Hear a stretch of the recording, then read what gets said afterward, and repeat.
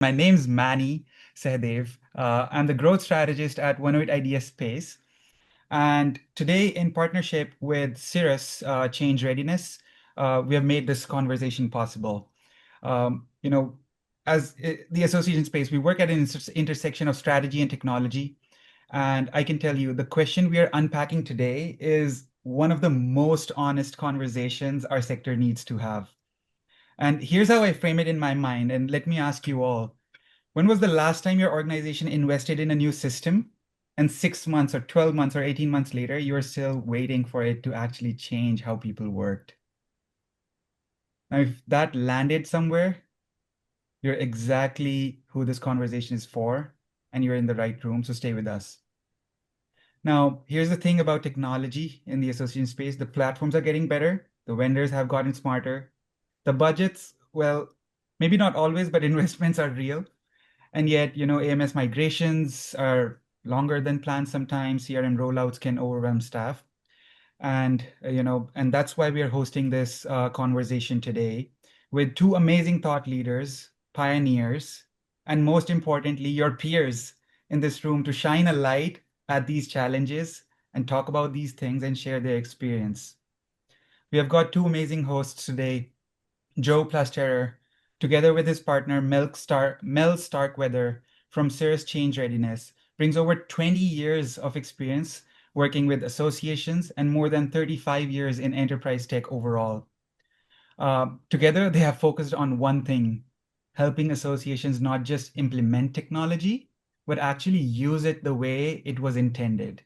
At the core, Joe, I feel you're a problem solver, and I feel, you believe in trust and simplicity and guiding teams step by step through change so no one gets left behind, right? And Absolutely. that's everything about associations, belongingness. No one is left behind. On the other hand, Ashish Malik, the co-founder and CEO of 108 Idea Space, has spent 24 years across technology space developing, coding, consulting, and leading digital transformations, basically every hat in the tech world. And he also sits on the board of multiple nonprofits, giving him an inside lens to the mission and cause behind it all. He's passionate about building smart, automated platforms, but even more about challenging, complacency. He brings a hands-on, no-fluff approach to helping organizations and associations modernize, simplify, and become truly client and member and community centric. So we have both these people here. I'm ready to get started. Let's give them a lot of appreciation in the chat. Let's go. Welcome, Thank Ashish you, and Joe. Manny. Over to you. Yeah. Well, and thank you guys for having us today. I really appreciate the opportunity to be with you. Awesome, Joe. Let's get into it. And thanks again, Manny. It's definitely sounded flattering, especially hearing from hearing your my own intro. Uh, but for the folks in the room, as you most of you may know, 108 Idea Space is a digital consulting firm. We have been working with associations, nonprofits, regulators for the last 13 years, implementing AMS platforms, website, learning management system, and so on. So everything we are about to share today comes from the implementation seat. And over the years, we have shipped some beautiful systems that did not get used to the max. And we have shipped less perfect systems that transformed organizations. And the difference between the two is what we are going to talk about today, because I'm sure everybody has been there in one way or the other. So I wanted to start with an image and a story. A few years ago, I was working with an association, I want to name them, that just gone live with a brand new AMS. And on paper, everything looked perfect. The system was shipped on time, it was on budget, the training was done, the leadership team was thrilled. They sent out a celebration email, they even had a cake. 6 months later, I sat in a meeting with the executive director and she asked me a question that I still think about. She said, Ashish, why is it that we spent 500,000 on this system and my staff are still emailing me Excel sheets? What looked like a successful go live above the waterline was a complete adoption failure underneath. And the system was fine. The people had quietly decided not to use it. And nobody saw it coming because nobody was looking below the surface. And that's what we want to talk about today. Not the tip of the iceberg, the part that everyone celebrates at Go Live, but we're going to talk about the things, the part that is underneath, because that's where projects actually live or die. So before I share the patterns that I have seen, and Joe, I'm sure you have been through so many of these projects as well. Let's take. Absolutely. I want to hear from you. Let's take 30 seconds. Think about the last technology project you were part of. Implementation, upgrade, migration, doesn't matter. I need to hear maybe in one line, one sentence, or one word what made it painful. Whatever made the experience hard. Let's not overthink it. Just throw one line. Moira, the things we didn't think of. Anyone else? What made that experience complexity? What else? What else made it hard? The last technology project you were part of. People, resistance to processes and changes, users not willing to adapt. It's funny. Um, we are seeing all of these changing requirements midstream. Uh, Almost none of you, at least so far, have said the platform itself. Almost none of you said it didn't work. And so the pain was somewhere else. And it was the people, it was the process, it was the prep. And that's the pattern we see every time. So by the end of this session, I want all of you to walk away with these 5 things. Number one, a clear understanding of why tech adoption is fundamentally a people and leadership problem or a challenge, and not really a technology challenge. Number two, why trust and informal influence inside your organization matter more than the org chart. And I know, Joe, you will be talking a lot more about that. The common Absolutely. barriers that quietly kill adoption before anyone else notices. Number four, a practical 5 week change readiness approach that you can put to work in your own organization. And finally, how to actually improve adoption, alignment, and the ROI on the spend. So let's get into it. So here's something that surprised me when I first started doing the work a number of years ago, and it might surprise you too. Most tech projects don't fail because of technology. They fail for the 5 reasons. We're going to talk about that now. None of them are about software. All of them are about how the project was set up, scoped, sponsored, and supported. And I'm going to walk you through each one of those. So, number one, we have often seen this. We are, as humans have a tendency to solve the symptoms and not the root problems. And here is how this happens. An association sees that member engagement is dropping, the leadership gets in the room, someone says, our member portal is old, let's replace it. And 6 months later, they are knee deep in an RFP process for a new platform. But the engagement problem wasn't the portal. The engagement problem was that the content was not relevant, the programs had not evolved, and the members were finding more value somewhere else. So a new portal is not going to fix that. It's just going to give them a shinier piece to deliver the same problem. So when you start a tech project, the first question isn't what do we buy? It's what's the actual root cause we are trying to fix? And if you can't answer that in one sentence, you're not ready to start. Number two, we often see, this one is everywhere, like fuzzy goals, fuzzy success metrics. And I think it's important to note, to find a difference or understand the difference between when we are setting our goals. And you have probably heard many times about smart goal setting, works for, staff management, works for personal growth, works in context of tech implementations as well. When we start, I think the fuzzy is the let's improve our member engagement. And a clear definition of that is, can we get our members to log into the member portal again and again, coming back? Can we get that return rate up by 30% over the next 12 months? A fuzzy goal could be, let's improve our data quality. A clarification or a clear goal will be, can we reduce the duplicate records to under 2%? Can we get 90% of our members who get to complete their profiles in the next 3 months? So I think we all need to notice that what happens when you make that goal measurable and suddenly the project has a finishing line. Suddenly you can tell whether you're winning. Suddenly the team knows that they are what they're being asked to do. And if your goal can't be written as a number with a deadline, you're going to spend a lot of money and end up arguing about whether the project worked or not every time. And I'm sure you've seen that perhaps in the tech projects over the years.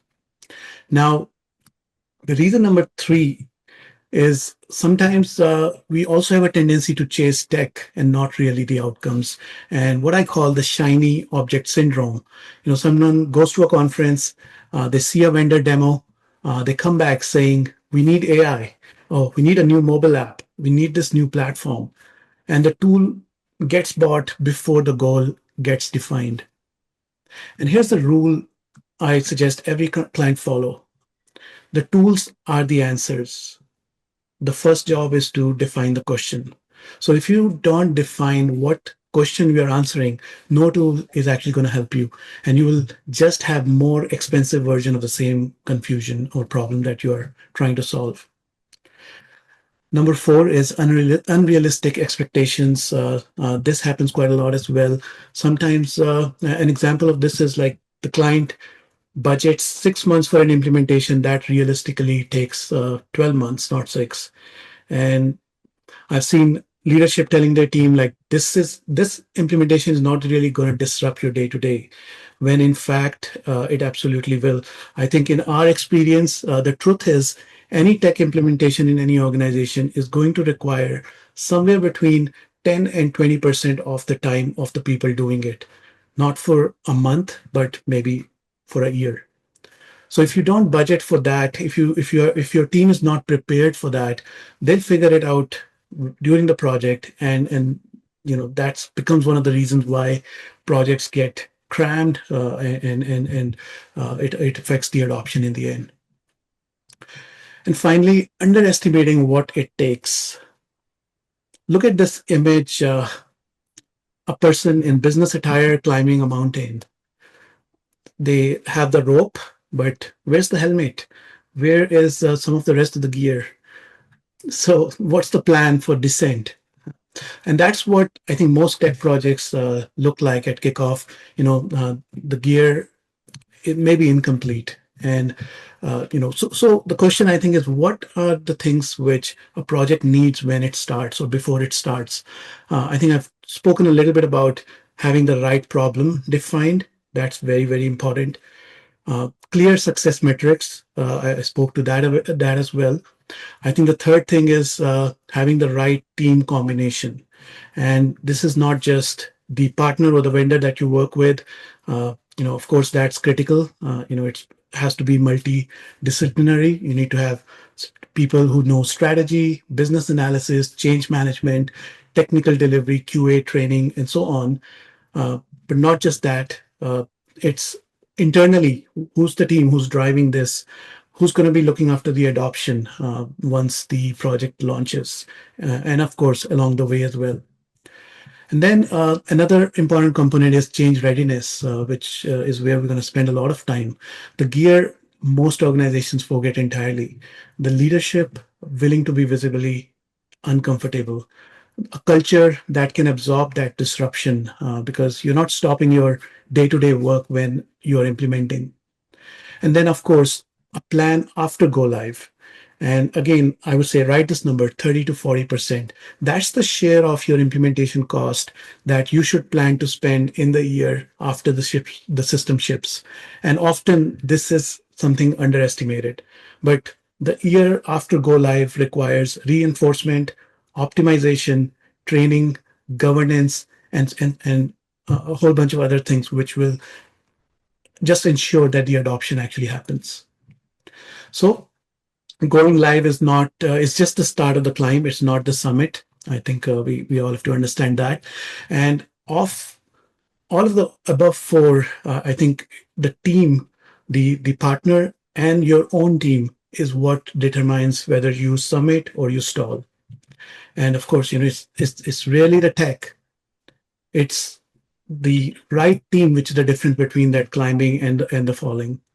But within the right team, as I said, managing change is going to be really, really critical. It's the people side, it's the change side, it's not the tech, where the projects actually fail. So, Joe, at this point, I wanted to hand it over to you because I know you have built a methodology specifically for addressing change readiness. Well, So, and thank you, Ashish. I really appreciate your comments. And, for those of you in the audience that know me and know Mel, and certainly have had, the pleasure of working with and getting to know Ashish, I couldn't agree more on every one of your comments. I mean, you're spot on. I could just continue to talk off of your comments because it fits hands in glove with our philosophy. And thank you, Manny, for the kind comments about how we think about people going through this process. Because we just gave a talk at the Higher Logic Super Forum just a day or two ago, talking about the ROI on the investments, and your ROI is your people. And if you can't do exactly the things that Ashish mentioned, which is really have a dialogue, have a place for feedback, and surface their concerns and the knowledge that they have. And some comments that came out of the webinar chat are perfect. The unexpected things that happen. Well, the knowledge is in that team. The question is, are the leaders prepared to really get that knowledge out of the team in a way that creates a co-creation experience for everybody involved? So I couldn't be more excited to step off of your comments, Ashish. And again, Mel and I are both really appreciative of this opportunity to be with you all today. Quick question, Ashish, are you driving our slides right now? mhm. Because if so, please keep going. Let's continue. Um, so we've got some animations in the slide, so we'll try to step those through. And I know we've got about 15 minutes for my comments, so we're going to go quickly because there's a lot of knowledge here. For those of you who know us, we put a lot of data out there because that's what we believe really helps leaders understand and see things. But what we know is that change management and the pace of change has changed significantly. To give you a perspective on it, there used to be a time when the waterfall method of project management worked. There wasn't a lot of dynamism in those experiences, but now we really have to approach it more like an agile framework. And what we do know is that in this time frame, change skills are essential. We'll be talking about some of the things that Gartner Group has identified, as well as ATD. But I'll just tell you right now, if you don't go into these projects without the considerations of how do you bring your team in, but not only bring your team in, share and co-create with them, you're going to fail. And that was really the thing we wanted our clients to avoid, not that top-down approach, but really a grass roots up approach. So please, Ashish, let's move on to the next slide. So this is how we picture implementations go in our head. So if you don't mind clicking again here, Ashish, we picture and this linear series of milestones that we hit. If we follow this plan step by step by step by step, everything will be golden. Sometimes you might hear me joke about rainbows and ponies. It'll just work great if we just follow the plan tightly enough, or we scope the plan tightly enough. But let's take a look at the next slide, if you would, Ashish. The way they really go is it's a spiral. It is learning. It is an iterative process, and we're discovering things. So if you take a look at these slides, you'll see everything from conflicting priorities and unmet expectations and KPI questions like, is this part of my job? Is this not part of my job? Training issues. And then we joke about Marv. Marv represents that person who's on the team, who's been there a while, maybe knows a lot, and is really reluctant and concerned about who are they going to be when this thing is over. They've been there for a long time. They built that system. And I can tell some great stories about leaders who really did a marvelous job leading some of those folks through that change. But in every group, there's a Marv. And I suspect if you guys jumped into chat, you would probably agree with me. So as we go, let's keep going there. So here's the crux of the issue. This is what people don't understand when they think a change process can be linear. There's a framework that came out of Wales about 20 years ago called the Cynefin framework. And what it did is it identified different types of problems. And in our minds, technology implementations are complicated problems. We follow a plan, we consult experts, we break it down. You got a work breakdown structure. Maybe if you're familiar with PMI, there's process management. We can step through this. Boom, boom, boom. We'll get there. Reality is exactly what now Ashish is showing on the screen. These are complex problems. Anytime you change people's relationship to work, who they are, their identity, how they work with their colleagues. And this is all of us. We did a project for a client where we mapped out their business processes, 36 different handoffs. We were going to automate their tools with the new AMS. It would have turned into 4 handoffs. But you know what we learned in that workflow analysis? Somebody popped up and said, hey, wait a minute, that's my job. We were eliminating all the tasks that were this person's job.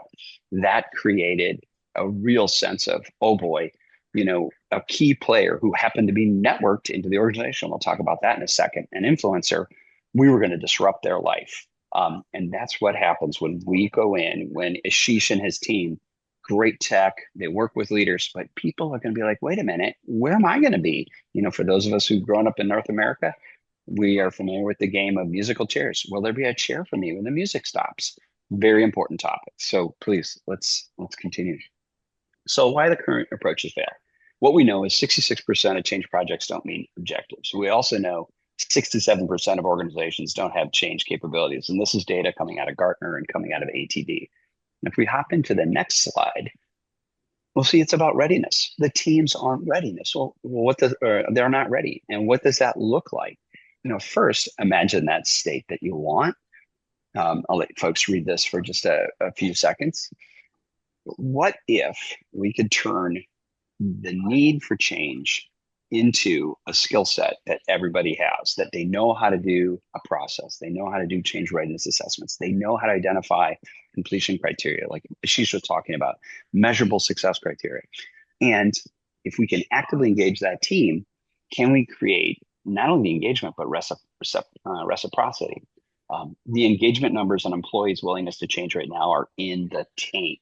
And what we know is if you can engage a team and help them co-create, people will support what they've co-created. So let's hop into the next one, Ashish.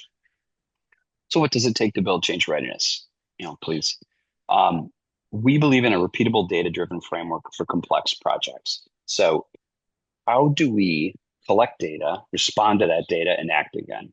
We believe in common change skills and language, education, and then this, particularly if you can create these projects together, we need a culture, and we can create and support a culture that, again, supports change. So let's hop into the next one. So let's talk about organizational chart. We joke about the fact that the network that drives the organization may not be the network that represents the hierarchy. And this one, if any of you have ever seen this, and we all live with real people, we know that this is what happens. There are all kinds of relationships that create influence within the organization. Those relationships drive sentiment. They represent the culture, probably more so than the top-down structure that the leaders necessarily think they have. And they have influencers, some of whom you would not expect based on where they are within that org chart. And I think all of us probably have been in places where the real influencers weren't necessarily the people at the top of the org chart. So let's pop into the next slide if we could. So what we do is we believe in starting a project with a change readiness assessment, get the data, get the analytics. And so we'll jump through a couple of the things that we do. We want to analyze who the influencers are, understand their sentiment, understand their risk, and understand the loss of potential staff, that cost. Because what we know and what we saw in projects, for example, we had a client in the DC area who went through our change readiness assessment and read out the assessment to their whole team. So the CEO briefed the whole team. And the CEO said, and we had some qualitative data, and the data said, this one's going to be a shit show just like the last time. And we're at a distance, we're on Zoom, and then we hear, that was me, and it was because of this, and blah, blah, blah. And the CEO handled it masterfully and said, he's absolutely right, and that's why we're working with Starkweather, and we're using their Cirrus Change process. Well, that person who raised the issue turned out to be a 32-year database administrator. He knew where all the pitfalls were, if you will, all the berries, the bodies are buried. And we said, hey, he should be on the change team. He came on the change team. He was masterful in his ability to clear up things for us. And we wouldn't have been successful without him. So this is where you want to elevate the things that some of the team members have talked about, what Ashish has talked about. Let's elevate this knowledge so we can use it and help that team to really thrive. Other things we look at is competing priorities. Leaders think, hey, this is a great time to implement. It'll be right before the big event. How many times have people said, "Eesh, that's not the best time because half the team is going to be busy getting ready for our annual events." If there was an ability to see a quick show of hands, I would love to see it. But we've all run into those situations. And then finally, we look at the ability to track change issues and alignment over time. Ashish is absolutely right. That effort, your riskiest part of this project is at go live. It's not before go live. It's at go live. And if people are going to go back to their spreadsheets or not. So we want to be able to track those change issues and alignment over time after it's launched. Let's take a look at the next one, Ashish. So again, the other things that we think about is change capacity, or capacity for change analysis. We look at, again, that notion of when does the team think they have time versus when does leadership, because they're not always in alignment. We think about the abilities to understand where people lie in terms of their motivation and concern. If you take a look at that scatter plot, what I can tell you on the lower right is if you ignore some of those concerns, they will turn in to bigger problems and they will directly impact motivation. And then finally, we think it's good to have data and collect data over time so that leaders can see, even if they're not, if you're familiar with the RACI chart, for example, even if they're not actively involved on a day-to-day basis, they can see, are people engaging?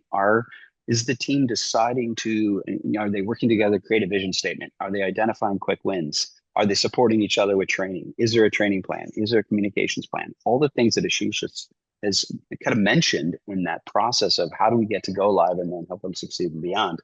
All of that stuff can be measured as early indicators, as leading indicators to help identify and mitigate risks down the road. So let's pop on to the next one. Thank you. So what we want to be able to do is we want to look at the motivation. Do they understand and believe in it? We measure that. Do we look at their ability? Do they have the time and the support? Now, this was important. Ashish, I wrote down your statistic. I want to look at it real quickly. Expect 10 to 20% of team time over at least 12 months. Could not agree more. If leaders are saying stuff like, oh, and how many of you heard this? Oh, you'll make the time. I'm sorry, you'll make the time for an enterprise software implementation that handles all of your finances while you're doing all the other stuff. Somehow time is just made. Leaders have to say, no, we're going to dedicate the time. We're going to strip some of these duties away. Maybe we'll hire a temp to do this, that, and the other thing to support you. Maybe we'll bring in some outsiders to help with the event because this is critically important. Those are the things that, I think Ashish, when you and I have seen these things happen and they don't commit time to this stuff, they don't get they lose their team, they lose their ROI. It ends up being the train wreck what we're all trying to avoid. And then finally, commitment. Are they motivated to keep it going? Will they take ownerships? So we look at this data and we want to be able to point out for leaders, this is what's going on. Here's your baseline. Here's where you as a leader can influence what's happening in your organization and really turn it into something that's not top down, but is grassroots led up and then empowered by the leaders. So let's take a look at the next one. We've developed a 5-week change readiness sprint, and Ashish, I'll let you click through this. What we want to do in 5 weeks is really get the team organized with diagnostics and learning, defining success, vision alignment, anticipating the resistance, and then communications planning. Now, it doesn't stop after 5 weeks, but what we're doing here, and we refer to the golden window as the time when a contract is signed before the technical discovery happens.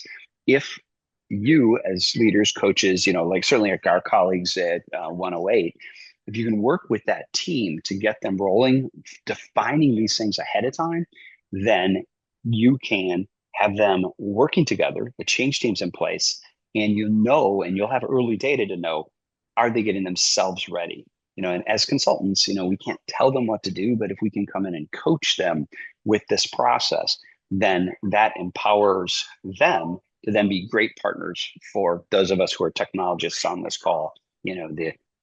Obviously Ashish and his team, I saw Moira out there and Barbara, any of us who have done this to help implement successful technologies. This is the way we support you in that process. So please, let's jump into the next one. So there we go. I know we had a short amount of time. Hopefully I stayed in time budget. But I wanted to give you guys a foundation on how Mel and I and the Cirrus team think about this, and certainly our partners like 108. Awesome. Well, thank you. For those I haven't met, my name's Ursula, and I am here at 108 as the Director of Digital Strategy. And I have the joy of asking these two gentlemen some fantastic questions. And if anyone has any questions that they want to ask, just put it in the chat and we can get that in there. But I'm going to kick it off with the first question. So you mentioned that some leaders are ready for change and some are not. What does readiness actually look like in practice? How does a leader know that they're one of the ones that are ready? Yeah, and that's a great question. One of the ways that we look at it is, and this is our bias because we've seen it work, is that our leaders asking their team members what the team needs. Does the leader have an understanding of, top to bottom? I talk to our people who are member facing, say in their member services team. The member services team needs this. I've talked to the people who are in, publications and events. They need this. Is the leader going out and soliciting information from their team?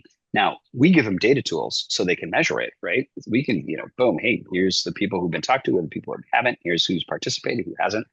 But ultimately, a lesson I learned a long, long time ago in the Army, from a book that's got to be 40 years old by now, called Common Sense Training. Leaders should go out into the field and talk to the people 2 or 3 levels down below from where they are and ask them, what do you know about this? What do you know about our mission? What do you know about our goals? And when leaders can do that and say, hey, I spoke with this person in finance and they said, this is why we're doing the new finance system. And they reflected or briefed back to me why we were doing this. We know that team is ready. Now, in a lot of organizations, you've probably seen top down, right? We're doing this, and down in the field, they're like, why are we doing this? I don't know why. But that's my perspective. Ashish, forgive me. Yeah, I think I totally agree with that, Joe. And I also feel, I think leaders need to anticipate, that there will be, of course, besides being ready, there will be resistance, because that's human nature.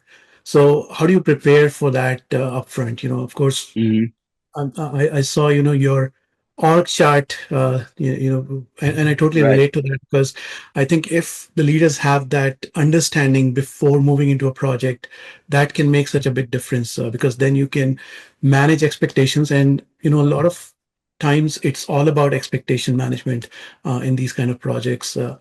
So I think that's a really key to understand the people, as you said, like not just the top senior level people, but also going 2 or 3 levels down and understanding how it connects. Plus, I think it's also about connecting it back to the goals and the strategy. Why do we need this change and what is it going to do for us, and painting that picture, what that future state looks like, not just from a technology standpoint, but also, from the organization itself, how the organization is going to look like post this particular implementation or change. So I think if we have some of those pieces in place, it becomes relatively, easy to control the process. Well, if I can just make a comment to that, and that tying it back to the goals, one of the things that I think we know is the data is out there. CEOs and leaders are hired for different goals than, say, a person in finance, and their KPIs and metrics are different. What we need from our leaders is an acknowledgement of, hey, I was hired to make big changes by the board. I'm going to do that. That big change might come in conflict with that person in finance who's like, my job is to make sure that we have audit ready financials every month. If you come in and upset my system, How am I going to do that? Well, there's going to create real angst and stress. And then if you add on the layer to that person who also maybe happens to be a single mom and has to have that job, we start to see things slow down. Things get slow walked. So leaders, again, need to say, okay, we're going to come in here and we need to modernize. We all know we need to modernize for A, B, C, and D. Here's how your job may change. Let's work to create what your new job description is. And then all of a sudden, there's a bit of a sigh of relief on that individual who's like, okay, there'll be a place for me here. But it's if leaders just assume that, hey, this is the mission of the organization and the board has given me a mandate and $1 million and I'm going to go do it, how many skills, what's the value, what's the longevity of those people will walk out the door? Absolutely. And I think it also goes back to the budgets, right? Like, of course, there's a budget for the product or the technology itself. There's a budget for implementation. What's the budget for internal staff time or somebody who's actually going to champion this, not just through the 12 month of implementation, but post implementation as well. And I think if leaders have their eyes on that right up front, and realistically, I think that can keep a lot of things in motion throughout the project as well. Right. Oh, I couldn't agree more. So from the audience, in your opinions, who can you name as the biggest derailer in a project in your experience? All right, Moira. His name is Larry. Let me jump on that one first. So what I'm going to throw out to that is, it's never a specific role, but it's a person who is an influencer who surfaces a concern that isn't acknowledged. And so it could be that 32-year database administrator. It could be that, person who's always been the number 2 in the membership department, but knows everybody and everything. It could be any number of people. So I don't know that there's a specific who. There are specific indicators of a pattern of behavior, though, that we look at. And that's where, if we can surface those people, acknowledge them, acknowledge their concerns, validate the fact that what they have to say is important, then we can identify and disrupt it. And that's why, we do our network influencer map, because we're not going to know who that is. Case in point, when I was at the state legislature on staff, one of the most influential people there was a guy who was in the mailroom. And the reason the guy who ran the mailroom was influential is that he hung out with a group of smokers. And smokers do not really follow hierarchies. They are cross-compartment, they are vertical and horizontal. And he was like on great terms with, say, the chief of staff of the Senate Majority Leader. But that network of people had a great deal of influence, and they came from all over the organization. I happened to get along with them because one of my best friends, the media guy, was a smoker, and they trusted me, and I liked them. But you just aren't going to know until you run some form of analysis. Yeah, and I think I'll add to that. Like, I know, Moira, you said who is the biggest derailer, and sometimes it's not people who could be the derailer. I think it's in the process, which means if not enough energy has been spent on doing the prep before the project, keeping all things in line, what that roadmap is going to look like. I think that could lead to a derail of the project as well. And a lot of times we say, when organizations are investing in that, building that roadmap and direction first, it's not just about, putting all the stakes at the table and defining that future state. It's a change management process in itself, because when you hear from people, they feel that they're contributing to that bigger goal, the objective. And absolutely, I feel like if people who haven't been feeling that they've been heard, that can contribute to a derail of the project as well. So it kind of is a combination, always, people and processes. I know I can name a number of other factors which can be, if it was that easy to say this is one reason, I don't think we'll need to even be talking about this subject, because there's really so many things to factor in there. Well, and I want to throw something out. She just triggered a memory and a thought. And we had a project in the UK where we had a guy who was Royal Army, former Royal Army IT director, driving the project, my way, the highway, da da da da. And we had another person who was in publications who had been there a long time. And the project manager said, this person's driving me crazy. They're always complaining. They're always complaining. And so we did some analysis on their commentary, and it was net positive. And she wasn't a troublemaker. She was a troubleshooter. And she ended up, saving him a number of times because she pointed stuff out that was uncomfortable for him, but was critically important to the organization. So Mel, and some of you maybe have read her piece on troublemaker versus troubleshooter. That's the person. If you have a trouble, I don't know, are they troublemaker, troubleshooter? Are they offering suggestions? Are they pointing things out that were sort of in our blind spot that we didn't see? If that person's acknowledged, validated, Ashish, kind of along the lines of your comments, brought into the process, also we've got an ally. If they are ignored, then we don't have an ally. Then we've got, at best, maybe somebody who's neutral, but odds are people looking to that person are going to be like, well, she's not all that happy about this. Should I be happy about this? How should I think about this? And also an alignment can go out the window and maybe totally below the water line, like you had with your iceberg picture.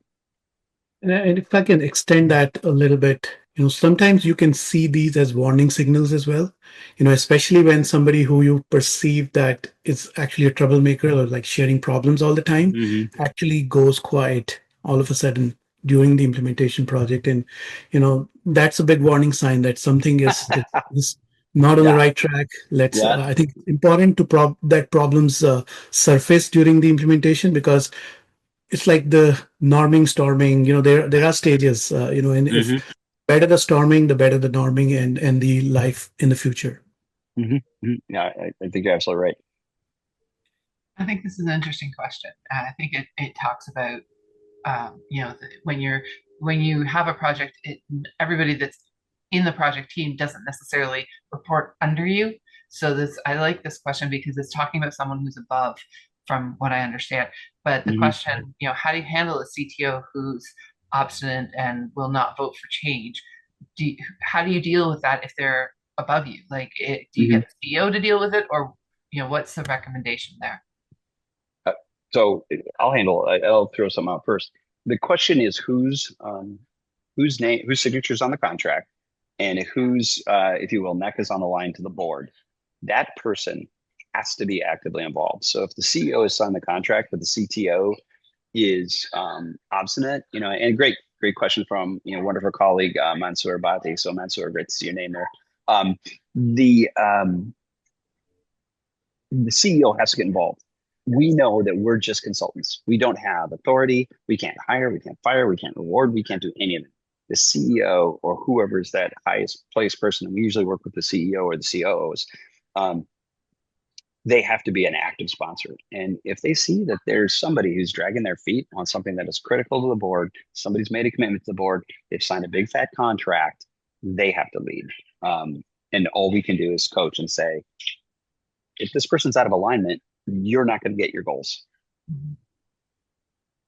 Yeah, and I think the question also is like, is this like if you are an outside vendor or a partner, looking in, I think it becomes even more a tricky situation, how you handle those dynamics within the client's organization, because,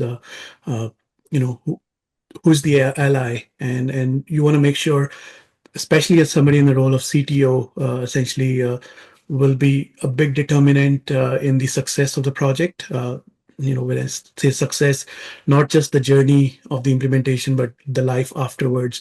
So if you're looking at it from an outside lens in, absolutely, I think making sure the buy-in, the CEO has the buy-in, because most times that will be the person signing the dotted line, and the accountability is going to rest on them. We also look at, like in our projects on the implementation side, the whole concept of RACI, understanding that very well as well, who's responsible, accountable, informed, consulted, because that will give you some answers, because you're talking about a CTO here. It could be any other person, a VP or a director. It can come from any level itself. I have another question from the audience. How should organizations engage resistance without letting it stall the progress? I just heard some waiting music. It's kind of funny. Yeah, sorry, that's me. No worries. So this is an interesting thing. Mel and I have been talking a lot about pauses or getting stalled, and we've come to the conclusion that getting stalled is part of the process, and you need to work through those issues. If you try, and it's a balancing act, if you try to push people through a form of resistance and it goes, underground, underwater, Ashish made a comment of if they go silent, then that doesn't mean you resolved it. It just means you can't see it. And that can come back and bite you. So, resistance is part of the learning journey. Pauses are part of the journey, and resolving and finding out why are people resisting? What are they seeing that we're not seeing? Acknowledging and validating them. That can again turn somebody into an ally. Now, it's not 100%, right? Humans, like the old, technology is digital, humans are analog, right? I mean, it's not a perfect science, but usually resistance is cause for something that they're seeing that we're not seeing that we need to at least acknowledge and validate. Maybe we say we can't do anything about that. It's not going to be perfect. It's not the same thing that you had before, but it's going to give us all these gains, and we need your help in your role to get us there.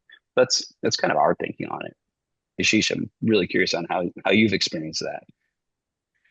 I think this is where I think it boils down to how you are working as a team, and especially internally as well as with your partner. If this is kind of one team moving towards the same goal, and it becomes easier to manage some of the bumps in the road because these things are bound to happen. And as you said, stall sometimes is important because it's like, especially in the agile world, we definitely take a step back or a look back and say, what did we do well in the last sprint, whatever, what did not work, and then kind of learn the lessons from there and apply it to the rest of the project. And so stall, I think, is not a bad thing all the time. But at the same time, if it is happening, I think it's important to curb that and ensure and see, how we can create a win-win to move forward, because there are a lot of different pieces of the puzzle to manage. From There's an opportunity cost, there are resources, there are budgets, multiple teams on the line. But this is where I think how well you can work as a team kind of come into picture. And I think I'll also throw this word. I think it's important and depends on the level of trust that is there between the management and the teams who are working on the project. Mhm. Yeah, I'm gonna pick up on that thread that you just identified, Ashish, which is trust. One of the things that we know that's absolutely true in any organization is going through is a concept called psychological safety, and that really is, is the place, the client, a safe place for people to raise their concerns, raise their objections. Hey, I'm seeing this. If that trust is there, people can, in a sense, forgive a lot of the disruption because they suspect or they know that leadership has their back. If that trust isn't there, those are choppy waters. And I think part of our goal is to assess these things early in the experience to understand what we're dealing with, so that we can be successful advisors and coaches to our clients or our technology partners. And Barbara would like to know, do you recommend measuring risk tolerance as part of the team mapping? Well, we do. I mean, we refer to it as ambiguity intolerance, but yeah, we absolutely measure that as a part of our process. And the last question from the audience is, does Cirrus Change go in as a coach or consultant? Which works better? Thank you, and appreciate that from Mansoor. It really depends on the situation. We really, our goal, and for those of you who know me, you've heard me say this before, our goal, our BHAG, is to help a million teams master change so they can own their future. The way we love to work is with partners. Obviously, we're grateful for 108 and just a wonderful team that Ashish has assembled there. And we want to work with partners. We want to empower other people to take advantage of the things that we've learned, kind of walking a similar path as some of you have. So in most situations, particularly early in the relationship with a partner, we're going on, kind of side by side, driving along. And then over time, we've got education programs, we've got the tool sets and all that our partners can then start to adopt and hopefully lead for themselves, is really kind of our goal. But good question, and of course we're learning, and every organization is different, and sometimes people want us to work directly, and sometimes people want us behind the side, scenes. So depends. And we have 5 minutes left, so I'm going to try and squeeze in as many questions as I can. Um, what is the one thing that leaders can do right away to improve readiness? Yeah, Ashish, you want to jump on that one, or would you like me to start? I think, Ursula, I lost the last part of it. Oh, I'm sorry. What is the one thing leaders can do right away to improve readiness? Oh, of course. I think it's going to go back to some of the things I was talking about initially. Making sure you're starting with an end in mind, like you're defining your goals. They're not fuzzy. They're clear goals. I think it's not about the platform. It's about people first, processes. So making sure when you're thinking about this, you're starting inside, looking at your culture. Uh, how people are going to adapt the change. I've seen Joe, your process of change readiness assessment. I think that's an example where you kind of do a lot of pieces of the puzzle right at the beginning, and then and so all of that kind of constitutes towards change readiness. And then it's not just about the process before the start of the project. I think making sure you have a change champion across the implementation. It can be somebody who is tasked to be the leader who can actually drive the whole thing going forward, and then having some milestone in between where you're kind of assessing the change readiness itself, like are we on track, can we pivot from here, and then of course having a plan post launch as well, because that's where we actually see a lot of the results are going to be measured. And if you don't have a plan for that starting in, that means you won't be able to tell whether you will be receiving Excel sheets at the end of the day, or you will have nice looking dashboards that you can actually use right inside the system. Yeah, I think, the sheesh, our Venn diagram crosses over, so much on the things that we think about. Um, if a leader was to do one thing, it would be start talking with your team about it. Don't turn it into anything. We worked with a client a number of years ago in a discovery process, and we didn't end up going farther with them. And the reason is that they wanted to approach a massive enterprise change for an organization of over 300 staff and call it a refresh. They wanted to say, we're refreshing our website or our technology. And the inherent lack of transparency in that would lead to a lot of feelings, shall we say. It would lead to, is that building trust, or is that taking apart trust? And so for us, it's just like, start talking to your team. Start letting them know, hey, we, as part of our strategic direction, we really need to think about how are we going to elevate our technology stack? How are we going to really serve our members the way we've always aspired to serve our members? Because sooner they start talking to their team, the sooner they start taking pressure off the system, they start identifying people's fears. And once you acknowledge, then you can give people validation and then start to eliminate some of those reasons that people are fearful. If you do that, then you're off to a good start. We just happen to empower that process and give people data and leading indicators. But if a leader just was to start talking to their team members and walking around, the virtual or the real hallways, that would take pressure off, and that'd be a good start. Thank you so much. It's been a pleasure asking you questions and getting your feedback. I'm going to turn it over to Manny and wrap up so we can get everyone on their way on time and with so much more informed knowledge. Yeah. Thank you so much, Ursula, for handing it over. And thank you so much, Ashish and Joe. And the biggest Pleasure. thank you to, the chat, all the questions that you have been sharing there, all the insights. And this shows that you care about this. And, I'm saying this because I mean it genuinely, not just as a closing line to a webinar.